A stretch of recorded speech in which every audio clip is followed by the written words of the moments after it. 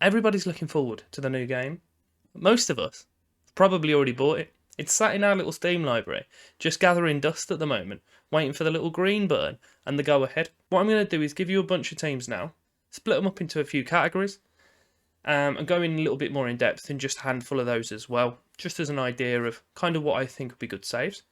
I'm going to have to live them vicariously through yourselves, because I'm limited here making my channel. That I've got probably two ideas at the moment. I've got my beta save and I've got my kind of primary save that I'm going to do.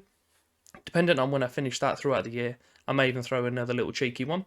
But I don't want to be stuck in the same position I am this year, unfortunately, where I'm not going to be able to complete the Cadbury save, unless in the next 2 seasons I can go from Championship to winning the Champions League. It's not looking likely, if we're honest. What I'm going to do is put together a bunch of ideas here, of teams and kind of saves. And if you can pop in the comments, if you do any of these, or if you're kind of inspired by this, and just let me know how they get on. Come back in 10, 11 months' time and say I did it, and it was splendid, Ash. Well done. I'd love to see it. I'd love to hear it. I'd love to read it. It'd be great. But what we're going to do is, before we jump into it, if you do me the favour of, I know, I beg it, every episode, every video, I just do. But if you can, like, subscribe, show your support on the channel, it will be greatly appreciated. And give the bell a little tickle as well. We all know I love it.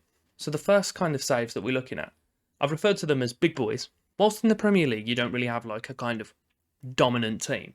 I know you've had like kind of City and Liverpool over the last few years, but you don't have someone where you go and you're like, oh, obviously X is going to win the league this year. So you've got kind of a big three here at the moment. Throw Chelsea in there as well, to be fair. Whereas you look over the rest of the kind of top 5 leagues, you've got 1 or 2 really dominant teams, and then a few just behind them that kind of could just nick it off them. You're still not surprised if no one does. So you're looking at kind of the likes of Dortmund, Monaco, Atletico as well, even though they did actually win the league last year. So you've got that sort of team in there, or you could even go for the kind of dominant team in Bayern, Juve, Real Madrid. Not PSG though. Don't be that guy. No one wants to be that guy. As soon as you start making your brags and, oh lad, unbeaten season, 101 points, no one touched us, didn't concede a goal all year, sounds really impressive. And then you say you're PSG, pointless, gone. All sort of merit and kind of happiness you may have about your achievements, just lob it in the bin. Don't be PSG, just don't be that guy. But the one that I'm looking at for the beta save, and it kind of almost straddles the line between big boys and the challengers, is Barca. So I'm going to be doing them for my beta save. Obviously, they've lost the likes of Messi. I'm sure other people have. Jeez, Mariba, why did they let him go? I know they need money, but still, he's insane. So they've lost one of the best kind of generational, if not just best ever player, and a generational talent, it seems to be anyway, in Mariba. So they've lost a lot there. They've brought in a few. Obviously, they brought in Pedri last year, I think it was, or very recently, and he's been insane for them. So they've got kind of a few diamonds in there, but there's a lot of rough, shall we say. So there's a lot of work to do, but they are still Barcelona, so you can't be surprised if they do win the league. So they're going to be my beta team. But before we do jump down onto challengers, I'll scoot in and have a little look at one of these quote-unquote big boys for us. The team that we're going to be looking at is Man U. We brought Mr. Manager back just for the courtesy of this demonstration. We've let Ollie go. He's no longer at the wheel. And with Man U dropping their lawsuit, we'll actually be able to have that Man U badge on there without fear of being sued in the community, which is refreshing. Obviously, bear in mind, we're using FM21, so these stats and stuff aren't going to be accurate, but it just gives us an idea of the club. Obviously, we've got the players updated as well. Big old capacity here is just shy of 75,000, going straight into the Champions League group stages, and a big handful of trophies. Pretty handy team as well. I'm not sure why they're not 5-star reputation, gotta be honest. Team-wise, that's just disgusting. It just is. You're looking at De Gea, Varane, Ronaldo, Sancho, Martial forward, apparently that's a thing. I don't know why they've let that be a thing. You've got players for now, players for the future, and players in the middle, like Pogba and Fernandes, who've got a good handful of years left in them, but they're at their peak. It's just disgusting. They're just a good team. So that'll be nice and fun to play with for a few years. My friend Andrew Plays will be doing his beta save with Manchester United. I'll whack him down into the description, or description, as they're actually called. Go and have a little look on there if you're interested to see someone go through Manchester United on the beta save. The only kind of issue you have with Man U being that your main striker is going to be Ronaldo, realistically. You don't have him out on the left. He's 35 now, so he's not obviously in his prime anymore, unfortunately. Real life, you'll probably see him scoring 20 plus a season for the next 6 or 7 years, it feels like. I honestly can't see an end to that man's career. But in the game, I don't think that's going to transfer over as well. So hopefully they'll give you a nice little bit in the coffers to be able to look at a replacement forward, whoever the kind of go-to kind of meta player is going to be this year. I expect it's probably going to be between Haaland, maybe Belotti again. Strikers of that nature, they're good. Just you do you. Go and sign some players up. See what you get. I expect you'll have an absolute shed load of money with Man U as well. While I'm going around throwing plugs to people, I believe I've already done so for my end series. But mine, for the beta, is going to be Barcelona. They could be construed as a big boy. They could be construed as a challenger. So let's get over to them. Your challengers. This is a team that kind of, you wouldn't realistically expect them to win the league in the first season or two. If anything, I think it'll be quite of a surprise. But looking 4 or 5 years on, outside of England, you probably could challenge for the title, maybe even win it. In England, you're looking to kind of challenge for Champions League. Cheeky challenge for the title. Very surprised if you actually win it, but if you do so, fair play to you. You've got teams like Villarreal, who are current holders of the Europa League. Over in Italy, as we mentioned, kind of with the big boys, will be Inter and Napoli. Down over in the challengers, I'm thinking you've got Milan, Fiorentina, Atalanta, Curta, who were insane in this year's Football Manager, but kind of didn't really transfer over into real life. You could take Leverkusen and actually give them their first league title. They've been so close to in the past. England, you've got, again, quite a few tricky ones. You've got Spurs. I've thrown Villa in. Villa fan, got to throw him in. But there's reasoning behind it. They've got stacks of money, very rich owners and players, by the likes of Leon Bailey, who have been absolutely insane in Football Manager previously. So I just don't know how they're going to transfer into this game, but could be worth having a look at. Leicester, who have just been doing insane things. So unlucky to miss out on the Champions League last year. France, you've got teams like Nice and Lille. Lille actually being the league holders currently, but realistically, are they going to do the same again? Probably not. And even over in Portugal, I'm outside the top 5 leagues. I've done that. You got Braga. Break that monopoly of the top 3. Go and win the title. It's yours. It's yours for the keeping. But the team that we're going to have a look for in the challengers, I've decided, will be Atalanta. Finishing 3rd last year, finding themselves in the Champions League group stages once more. They're getting into the Coppa Italia. Maybe you can challenge for that season 1. But they've got, their stadium isn't the biggest, but they've got a really good kind of ethic at the team and a bunch of really, really handy players. The likes of Muriel, Ilicic, Darun, both the wing-backs, Demiral, Toloi, Juan Musso that's just signed from Udinese. They're looking very, very strong, and that can kind of be an outside one for the challenger, but that I think would be the most rewarding of the teams in this group.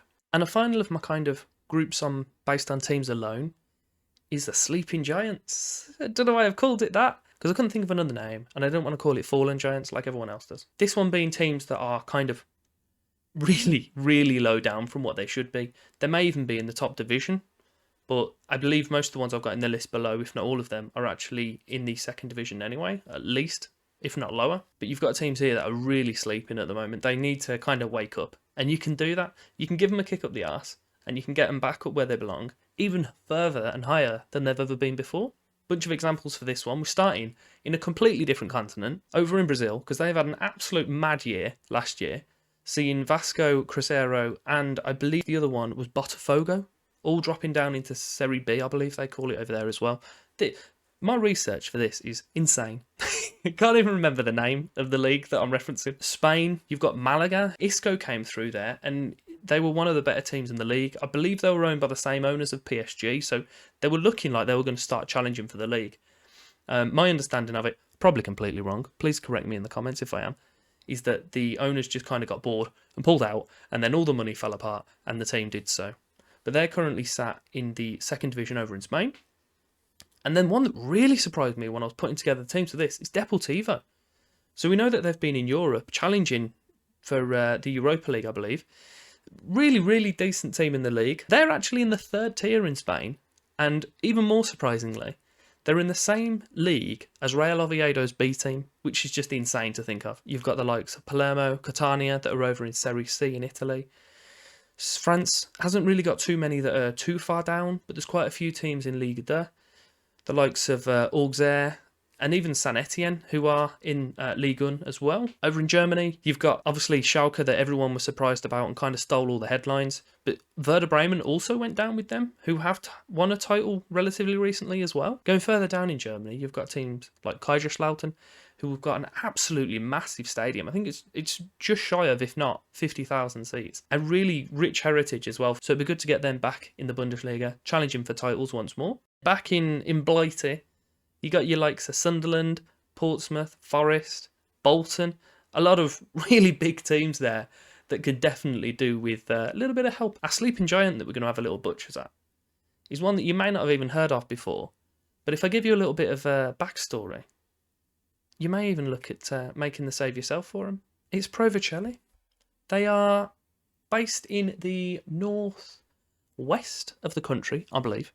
Not too far from Turin. I would be surprised if you've heard of them previously, unless you've also watched the HOTC 7's video about it. These are a few of these that I've had inspiration from. Kaiserslautern also. It's just interesting how kind of teams can fall, and it just gives you a little love for them. But when I hover over one of these things, you're probably going to be very surprised. But they are actually 7 times Serie A winners. Obviously, it wouldn't have been called Serie A at that point, I expect. But you look in early 1900s, they were one of the dominant teams in the country, and then they really just fell off a cliff. So they've got a tiny stadium. They've really not got much, but they've got a handy reputation considering it's Serie C. At the start of the game, it's going to be 100 years since they've last won the Serie A. But if you can get them back up there fighting and winning that league, that would be insane. This is my favourite kind of category of them all. I absolutely love the kind of rags to riches story. It's just brilliant. And if you can do that and bring that back to these sort of teams, it's fantastic. You've got Rolando, number 7 on the wing. It's not the one we saw earlier. Gotta be. Unfortunately so. It's not him. These would probably mean nothing to you. They might mean nothing even a few years into your save. They've probably gone, destroyed, out your head. But it's a brilliant story. If you can bring them back to their best, then just, why wouldn't you? Overthrow Juventus. Overthrow the Milans. Just get them out of here.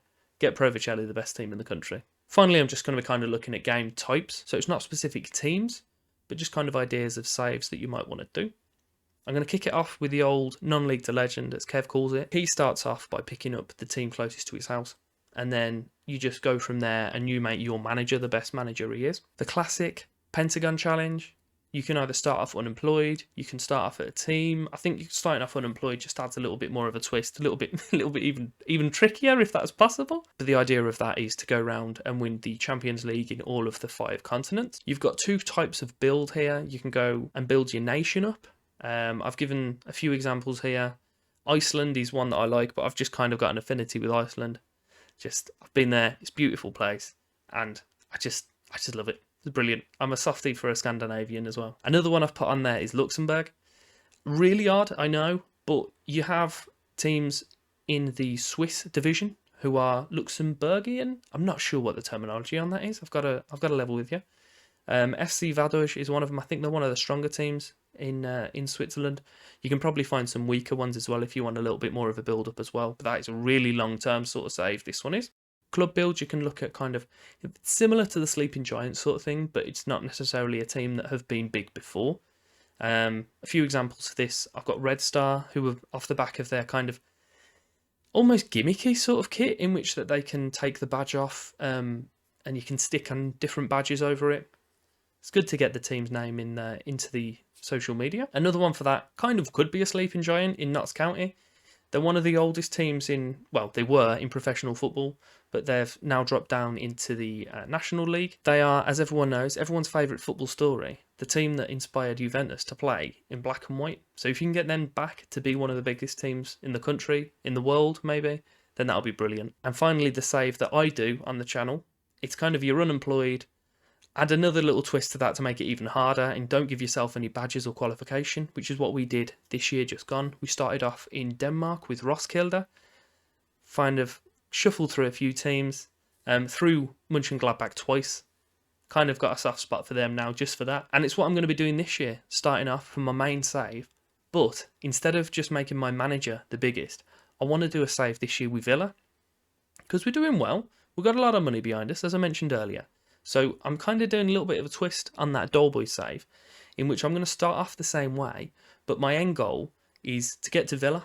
I want to get there, however we get there, we can go through a few teams, we can get there straight away if that's possible, because I'm going to set them as my favourite club. Do that and then try and win the Champions League with them. If it's taken too soon, I might jump over to some other teams. We might call it there and start a different save if it's early as well. But that's what I'm doing for my main save. I don't have a clue what I'm going to call it, but it's going to be starting off unemployed, no badges, and the main premise is to get to Aston Villa, the promised land for me. Villa Park. I hope you've really enjoyed that idea. I do hope that if you do any of these, or even if you don't, let me know what your ideas are for the saves in the comments.